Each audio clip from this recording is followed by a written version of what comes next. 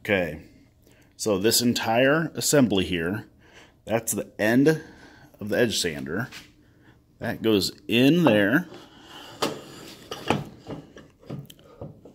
Let's see. Okay. And then that slides in like that. And right there, I'm hitting that. The outer cap that had the springs and the dowels on it is now hitting this outside edge. So this thing is now spring loaded. I can't move it with one hand without rolling the cart away, but that's spring loaded, and that's what's going to provide tension on the belt. And you can see, let me go underneath here, there's that threaded rod right here. And that's epoxied in to the hole underneath. This knob goes on there, and tightening that will push that entire block in. See that?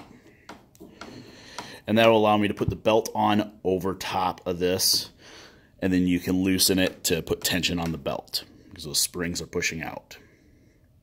Now, the other thing people have had questions on is this guy.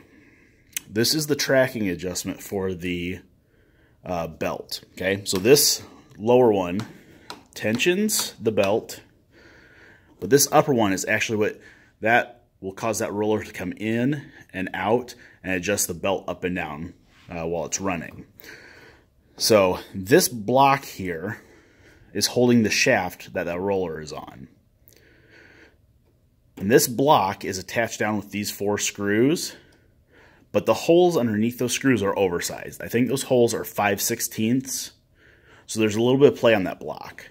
So when you push this knob out, I don't know if you can see, it slides that block. It doesn't go very far, it only goes maybe 1/8 of an inch, but then when you loosen it, it pops back. So let's do it one more time. All I'm doing is turning that knob, and that block will move, and that's leaning the roller out that way.